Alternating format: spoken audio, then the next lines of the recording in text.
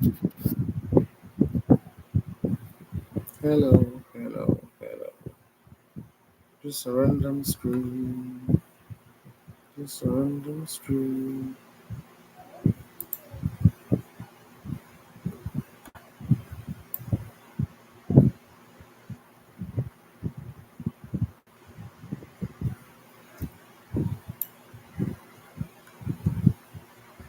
Mm.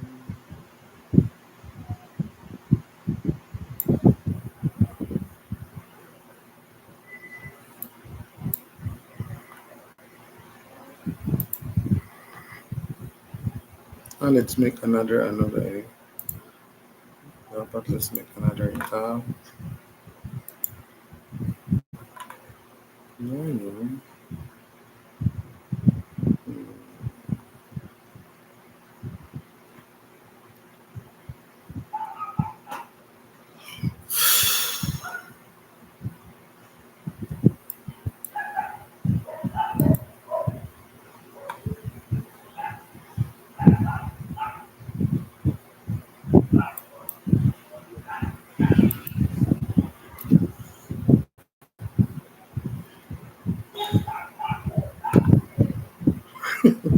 What?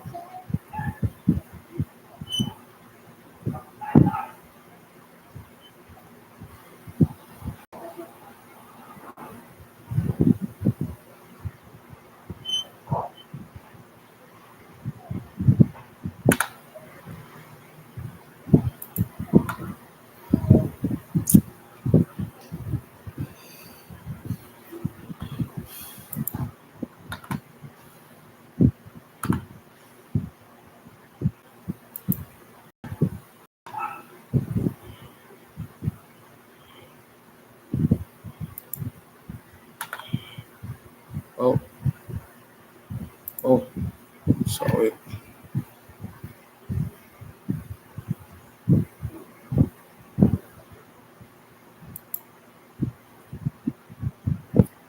Hmm. How do I share this?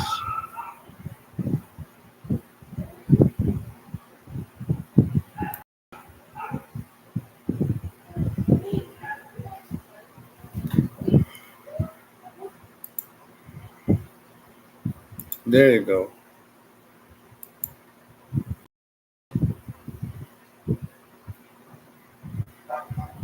We had been together.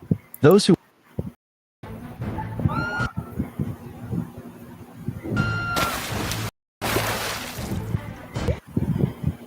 the 8th year we had been together. Those who once called me a pathetic the news that John had returned to the country and accidentally shattered her wine. I understood. She once said she was going to cling to me for life, but the one she wanted to marry would never be me. Fortunately, I wanted to let her go too, so we owed each other nothing. Until the day I died.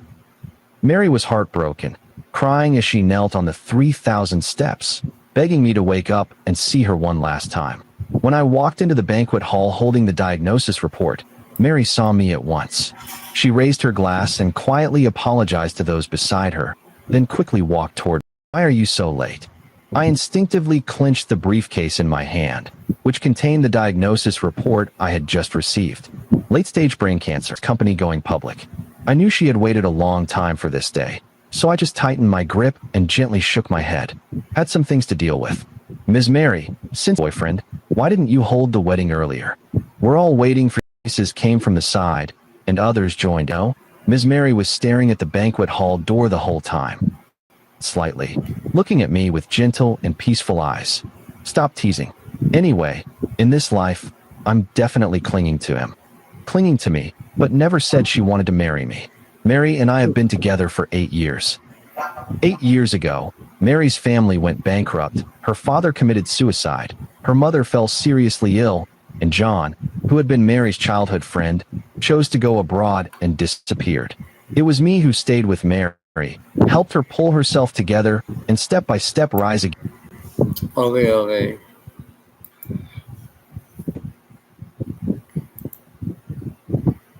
That's so weird. We've been together for 8 years. Then nada. I mean,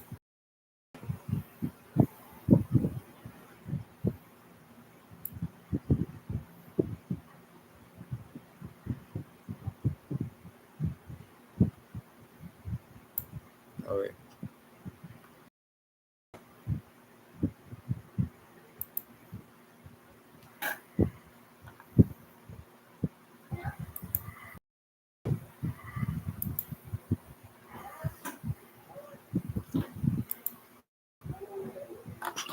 I wish they could have stars that is more realistic, not this sort of crap.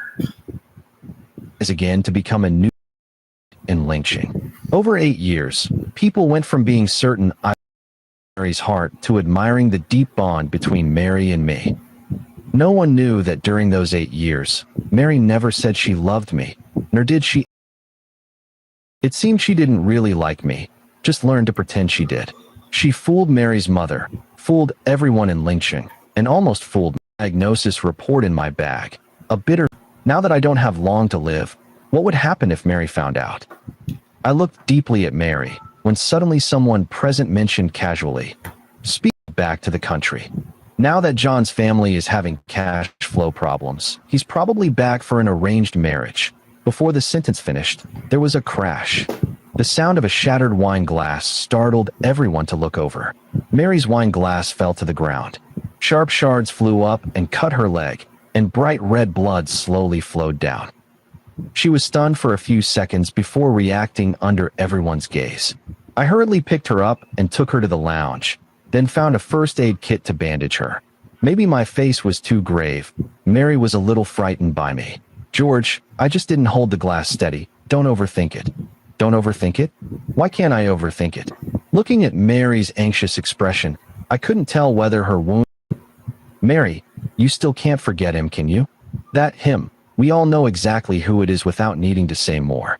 Mary grabbed my hand and explained softly, "George, I really just didn't hold the wine glass steady." Heart. I looked into Mary's eyes. I had seen these eyes countless times before. Gentle, calm, yet distant, as if they had a kind of magic that made you involuntarily trust her words. I thought I should carefully discern if there was even a trace of guilt in her. But then I felt it was unnecessary convincing myself with lied and want to rest for a while. Mary glanced at me a few times, but in the end, she quickly left the lounge. The moment the door closed, I slumped onto the sofa, numb inside. I tilted my head toward the diagnosis report beside me. When I went to get the first aid kit, I had casually placed the diagnosis report to her left. If Mary paid even a little attention, she would have noticed it. She would have seen that I had brain cancer and didn't have long to live. But Mary herself never realized. Whenever she lied, she looked to the right. So the diagnosis report placed on the left was destined to go unnoticed by her. Fate seemed to be playing a huge joke on me. On my most helpless day, it forced me to face this cruel truth. That little incident didn't affect the banquet's progress. After seeing off all the Gary and I returned home together. Once home, everything was as it had been for many. Making hangover soup, bathing, tidying up, then going to bed. Mary was clearly different today. Usually a sound sleeper, she kept tossing. I closed my eyes, pretending not to notice any of it. Suddenly, a loud sound. Wait. I think my. Hello, hello.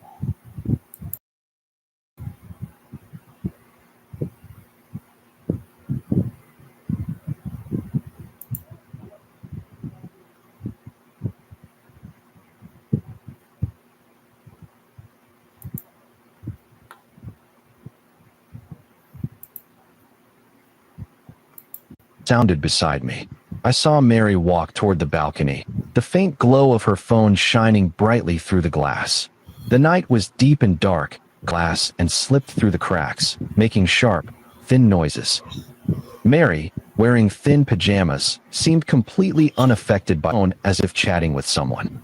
All night long, Mary did sleep, and I lay in bed, watching her through the glass the entire night. Pretended nothing had happened. Preparing breakfast, saying goodbye, going to work. But after Mary left, I looked at the empty house and felt momentarily lost.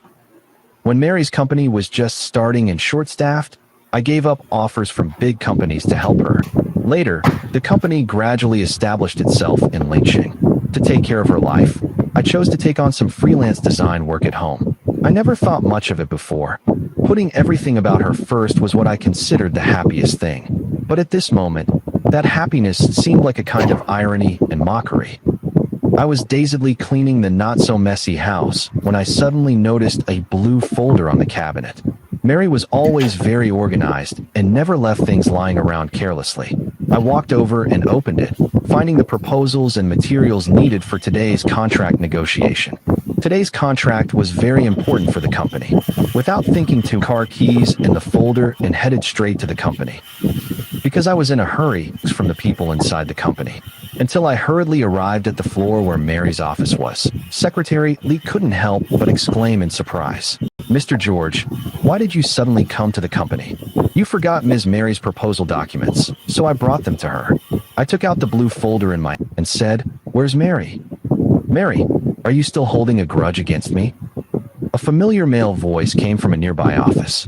Everyone's attention immediately focused on that spot. Secretary Lee instinctively stood in front of me and awkwardly said, "Mr. George, it's not really appropriate for you to go in right now." "What's inappropriate about it?" I looked at Secretary Lee, my expression turning cold. "Officially, I also have shares in the company. Is it wrong? Personally, I'm Mary's boyfriend. I didn't sneak around." Secretary Lee hesitated a bit, but I didn't hesitate at all and walked straight past her toward the office. "Mary, I really had no choice, but didn't approve of us being together. They even forced me to marry another woman." John, dressed in a casual suit, stood in front of Mary. The two young couple in the throes of a quarrel. "I really had no choice, so I had to go abroad to avoid it." Mary pursed her lips in grievance and didn't speak for a long time. But Secretary Lee's hurried shout made her immediately notice me standing at the door. A flicker of panic flashed in Mary's eyes. She quickly pushed John. "Why are you here? This is cooperation with our company." I raised the folder in my hand